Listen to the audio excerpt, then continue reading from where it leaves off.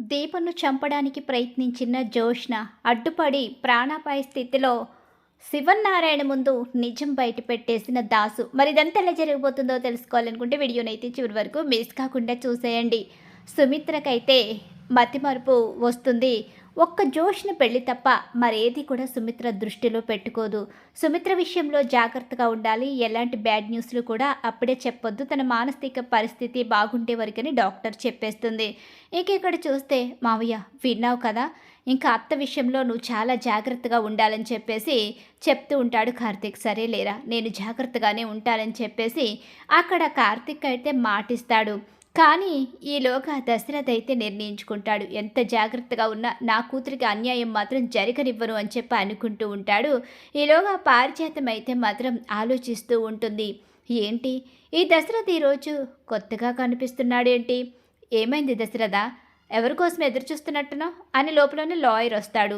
Lawyer రావడంతో నమస్కారం అండి అని చెప్పి కూర్చోమంటే కూర్చుంటాడు. మిమ్మల్ని నేను రమ్మని పిలవలేదే, నేనే పిలిచాను నాన్న అని చెప్పేసి దశరథ అంటూ ఉంటాడు. ఎందుకనేసరికి వీలునామాని మళ్ళీ నేను తిరిగి రాయించాను అని చెప్పి దీప పేరు మీద ఆస్తిని అయితే రాయిస్తాడు.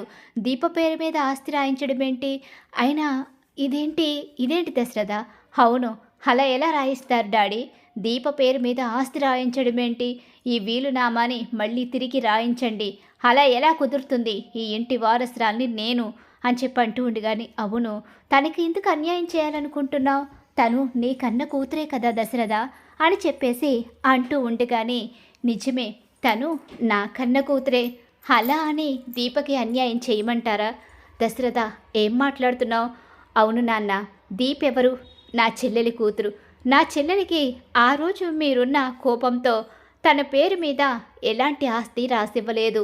నా మేనల్లుడు కానీ నా చెల్లెలు కోడలైన నా కూతురు లాంటి కూతురు దీప కానీ ఆస్తి విషయంలో ఎప్పుడూ మనలతో ఆర్గ్యూ చేయలేదు, ఆస్తి కావాలని కోరుకోలేదు. ఈ ఇంటి పని మనుషులుగా ఉన్నారే తప్ప ఆస్తి కోసం వాళ్ళు ఏ రోజు ఆశపడలేదు. అలాంటప్పుడు వాళ్ళకి అన్యాయం ఎలా చేస్తాను, నా చెల్లెలికి రావాల్సిన వాటాని కూడా నేనే తీసుకుని స్వార్థంతో నా కూతురికి ఎలా ఇవ్వగలను, ఇప్పుడు దీప కూడా నా కూతురే, మీకు చెప్తున్నాను కదా దీపని కూడా కూతురులాగే ప్రేమిస్తున్నానని, అందుకనే దీప పేరు మీద కూడా ఆస్తి రాశాను, ఇక ఇందులో ఎలాంటి మార్పు లేదు అనేసరికి శివన్నారాయణ కూడా ఎప్పుడైతే కూతురు పేరు మీద ఆస్తి రాయలేదు కాబట్టి ఇంకా మనం నోరు మెదుపుతం కూడా కరెక్ట్ కాదు, ఇప్పుడు నేను నా కూతురికి మరోసారి అన్యాయం చేసినట్టు అవుతుందని చెప్పేసి శివన్నారాయణ కూడా మౌనంగా ఉండిపోతాడు. అలా ఉండిపోవడంతో ఆస్తి విషయంలో జోష్నకి పెద్ద షాక్ అయితే ఎదురవుతుంది. పారిజాతం ఇదేంటి, అసలు దశరథ జోష్నకి అలా అన్యాయం ఎలా చేస్తాడు, అంత ఆస్తిని దీప పేరు మీద ఎలా రాస్తాడు, అసలు ఇదంతా ఏంటి అని చెప్పేసి ఇక షాక్ అయిపోతుంది. తనకు కూడా నిలదీసే అధికారం లేకపోవడంతో ఏం చేయాలో అర్థం కాని అయోమయం పరిస్థితిలో ఉండిపోతారు ఇక అందరూ కూడా. కానీ ఇక్కడ జోష్ని చేతిలో రిపోర్ట్స్ పడతాయి. ఆ రిపోర్ట్స్లో సుమిత్రకి తనకి అసలు రిపోర్ట్స్ మ్యాచ్ అవ్వలేదని చెప్పి వస్తుంది. రిపోర్ట్స్ ఎప్పుడైతే మ్యాచ్ అవ్వలేదో ఇక్కడ దశరథ్ ఎప్పుడైతే ఆస్తిని దీప పేరు మీద రాశాడో దాంతో ఇక పూర్తి క్లారిటీ వచ్చేస్తుంది. ఇప్పుడు దీప పేరు మీద ఆస్తి రాసిన డాడీ రేపొద్దున భవిష్యత్తులో తనని తీసుకొచ్చి ఇంటి వారసురాలుగా పరిచయం చేయబోతున్నాడని తనకి అర్థమైపోతుంది. ఇంకలా అర్థం చేసుకున్న జోష్న ఎవరితోనూ ఆర్గ్యుమెంట్ చేయను, ఇప్పుడు ఆర్గ్యుమెంట్ చేసి ఏదైనా జరిగితే దానికి కారణం నేనే అని నన్ను బ్లేమ్ చేస్తారు, కాబట్టి నా చేతికి మట్టంటుకుండానే దీప అడ్డు తొలగిస్తాను, దీప బ్రతికుంటే నాకు బ్రతికి ఉండదు, ఒకవేళ నేను చనిపోయిన చివరి నిమిషంలోనైనా దీపని చంపేస్తాను, కానీ ఇప్పుడు దీప అడ్డు తొలగించుకుంటాను అని చెప్పేసి నిర్ణయించుకుంటుంది ఇక జోష్న. అలా నిర్ణయించుకున్న జోష్న అయితే మాత్రం తను రౌడీలతో మాట్లాడుతుంది. అలా మాట్లాడి రౌడీల ద్వారాగానే దీపని చంపించాలని ప్రయత్నం చేస్తుంది. రౌడీలు దీప వెంట పడుతూ ఉంటారు. ఇక ప్రెగ్నెంట్ అయిన దీప రోడ్డు మీద పరుగులు పెడుతూ ఇక చాలా ఇబ్బంది పడుతూ ఉంటుంది. ఈలోగా అనుకోకుండా దాసు అక్కడికి వస్తాడు. అలా వచ్చేసరికి ఇక దీపని కాపాడే ప్రయత్నం చేస్తూ ఉంటాడు. ఈలోగా జోష్న అక్కడికి వస్తుంది.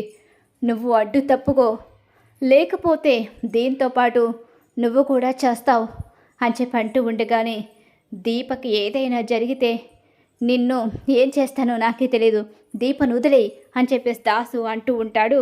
ఇంకెంత చెప్పినా సరే దీప విషయంలో జోష్న వినిపించుకోకుండా దీపని షూట్ చేయబోయి దాసుని షూట్ చేసేస్తుంది. అలా షూట్ చేయడంతో అమ్మ అంటూ ఒక్కసారి పడిపోతాడు. ఇంకొకసారి దీప దాసుని దాసు దాసు బాబాయ్ అంటూ గబగబా పట్టుకుంటుంది. ఈలోగా ఇక అక్కడి నుంచి జోష్న వెళ్ళిపోతుంది.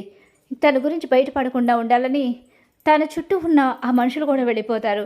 ఈలోగానే అటుగా శివనారాయణ వెళ్ళడం జరుగుతుంది.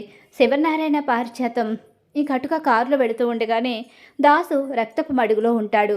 ఇక గబగబా దాసుని ఆసుపత్రికి తీసుకుని వెళ్తూ, నా కొడుకుని చంపేశావా, నా కొడుకుని పొడి చేసావా, నా కొడుకుని ఏం చేసావని పారిచేతం అంటూ ఉంటుంది.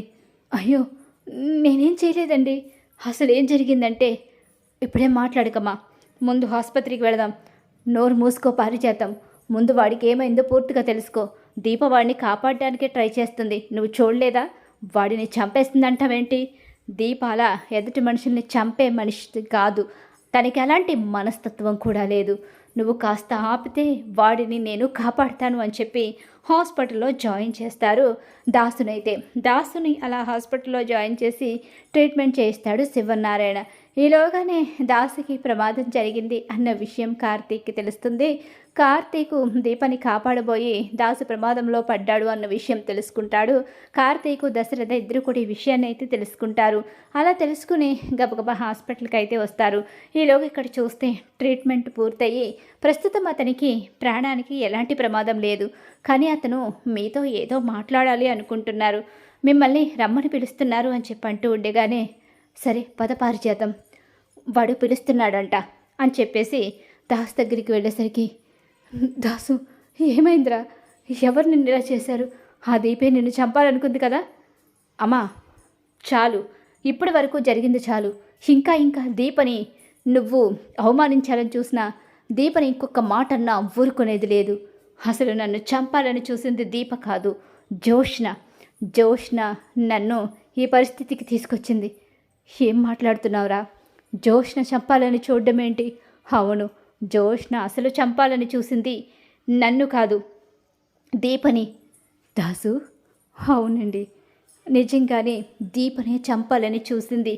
ఎందుకంటే దీప అంటే తనకి పగ. దీప మీ మనవరాలు కాబట్టి, మీ ఇంటి వారసురాలు కాబట్టి దీప అడ్డు తొలగించుకోవడానికి దీపని చంపాలని చూసింది.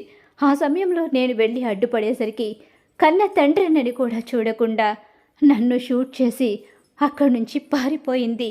నా కన్న కూతురు జోష్న. మా అమ్మ చేసిన మాయ కారణంగా దీప ఒంటరిగా అనాథల బస్టాండ్లో ఉంటే నా కూతురు ఇక యువరాణిలా మీ ఇంటికి చేరింది. దీనంతటికీ కారణం మా అమ్మ చేసిన పని కారణంగానే దీపకు ఈ పరిస్థితి వచ్చింది. నిజం తెలుసుకున్న జోష్న ఆస్తిని దక్కించుకోవడం కోసం దీపని చంపడానికి ఎన్నోసార్లు ప్రయత్నించింది. ఇప్పుడు కూడా దీపని చంపబోయి నన్ను ఈ పరిస్థితికి తీసుకొచ్చింది. జోష్న చేసిన పని వల్ల దీప ప్రాణానికి ఎప్పటికైనా ప్రమాదం కలుగుతుంది.